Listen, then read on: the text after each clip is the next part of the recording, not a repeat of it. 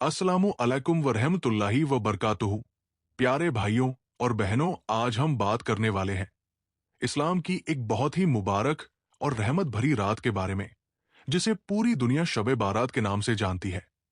ये रात शाबान के महीने की 15वीं रात होती है और इस रात को अरबी में लैलतुन निस्फ मिन शाबान कहा जाता है। ये रात सिर्फ एक आम रात नहीं है, बल्कि ये अल्लाह की रहमत, मगफिरत और तकदीर लिखे जाने की रात है। इस रात को बारात की रात इसलिए कहा जाता है क्योंकि बारात का मतलब होता है छुटकारा और नजात, यानी इस रात अल्लाह अपने बंदों को जहन्नम से आजादी देता है और लाखों करोड़ों गुनाहगारों के गुनाह माफ कर देता है। इसलिए इस रात को रहमत की रात, मगफिरत की रात और तकदीर की रात भी कहा जाता है। कुरान पाक में सूरह दुखान में अल्लाह ताला फरमाता है कि इस मुबारक रात में हर हिकमत वाला फैसला लिख दिया जाता है। इसका मतलब यह है कि इस रात आपके रिज्क, आपकी उम्र, आपकी मौत, आपकी सेहत, आपकी बीमारी, आपकी मुश्किल और आसानी और पूरे साल की तकदीर अल्लाह के हुक्म से लिख दी जाती है। प्यारे नबी मोहम्मद सल्लल्लाहु अलैहि वसल्लम ने फरमाया कि जब शाबान की 15वीं रात आती है तो अल्लाह अपनी सारी मखलूक पर रहमत की नजर डालता है और मुशरिक और दिल में दुश्मनी रखने वाले के सिवा सबको माफ कर देता है। सोचो दोस्तों, अल्लाह की रहमत का दरवाजा कितना बड़ा होता है इस रात, लेकिन सिर्फ उन्हीं लोगों के लिए जो दिल साफ रखते हैं, नफरत और दुश्मनी छोड़ देते हैं और अल्लाह से सच्चे दिल से माफी मांगते हैं। दोस्तों, हम सब गुनाहगार हैं। कोई छोटा गुनाह करता है, कोई बड़ा गुनाह करता है, लेकिन अल्लाह की रहमत इतनी बड़ी है कि वो चाहता है कि उसका बंदा वापस उसकी तरफ लौट आए। इस रात अल्लाह अपने बंदों को पुकारता है कि है कोई माफी मांगने वाला कि मैं उसे माफ कर दूं, है कोई रिस्क मांगने वाला कि मैं उसे दे दूं, है कोई परेशानी में गिरफ्तार कि मैं उसकी परेशानी दूर कर दूं। सोचो दोस्तों, रात के सन्नाटे में अल्लाह अपने बंदों को पुकार रहा होता है और हम लोग मोबाइल चलाने में लगे रहते हैं। ये रात आम रातों जैसी नहीं होती।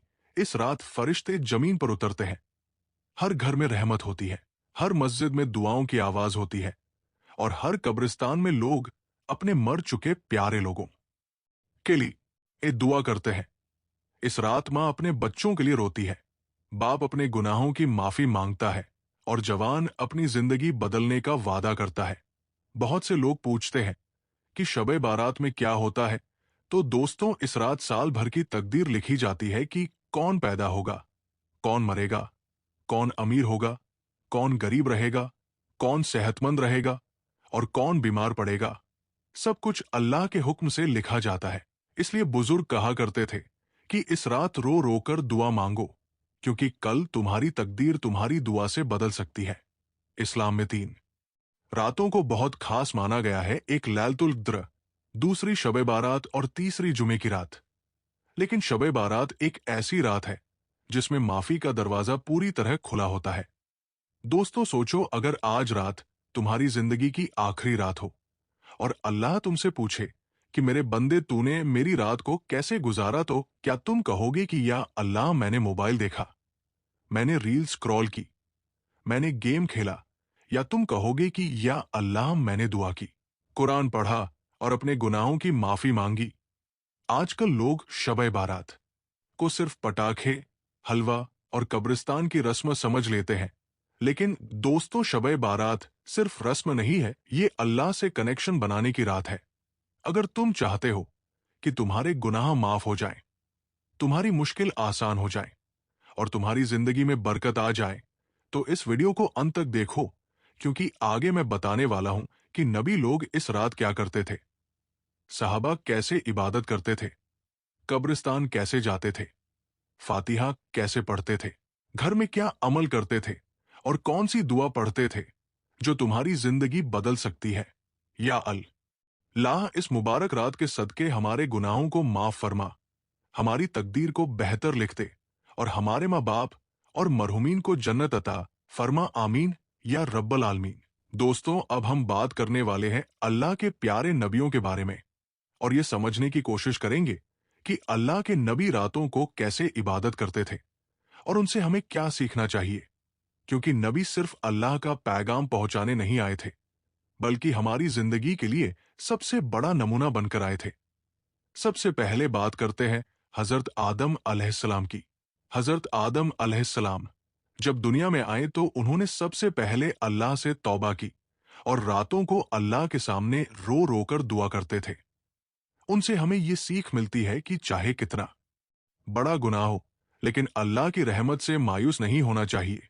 इसके बाद हजरत नूह अलैहिस्सलाम आते हैं, जिन्होंने सैकड़ों साल अपनी कौम को अल्लाह की तरफ बुलाया और रातों को अल्लाह से अपनी कौम के लिए दुआ करते रहे। उनसे हमें ये सीख मिलती है कि कभी भी नेक काम से थकना नहीं चाहिए और रातों को दुआ करना बहुत बड़ा अमल है। फिर हजरत इब्राहिम अलैहिस्सलाम का जिक्र आता है, जिन्हें खलीलुल्लाह कहा जाता है।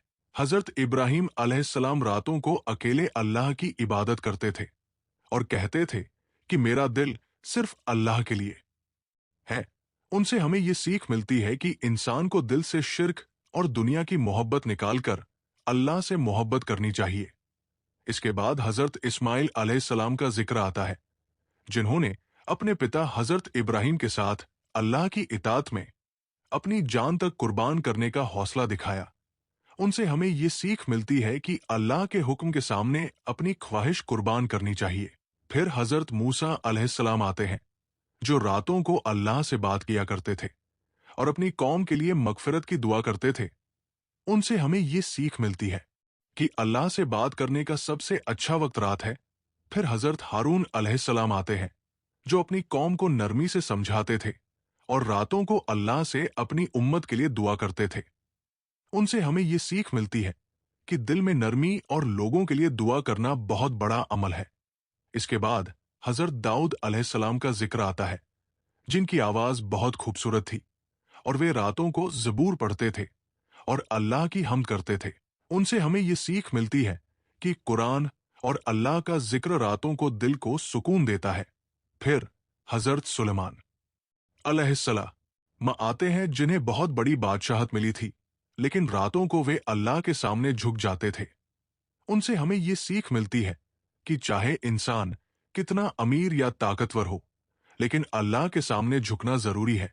फिर हजरत याकूब अलैहिस्सलाम का जिक्र आता है, जो अपने बेटे यूसुफ के लिए रातों को रोते थे और अल्लाह से सब्र की दुआ करते थे।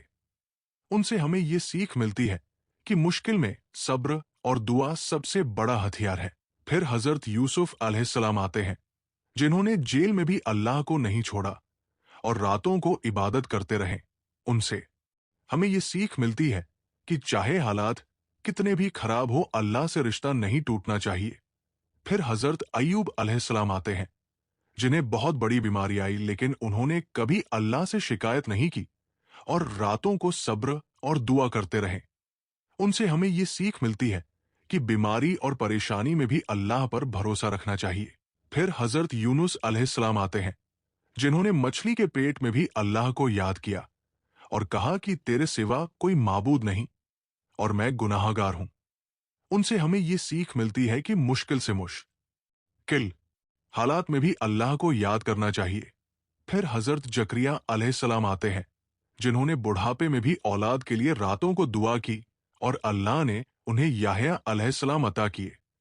उनसे हमें ये सीख मिलती है कि दुआ कभी बेकार नहीं जाती। फिर हजरत याहया अलैहिस्सलाम आते हैं, जो बहुत नेक और पाक थे और रातों को अल्लाह की इबादत करते थे।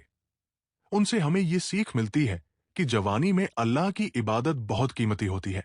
फिर हजरत ईसा अलैहिस्सलाम आते हैं, जिन्होंने अपनी कौम के लिए रातों को दुआ की और अल्लाह से मदद मांगी।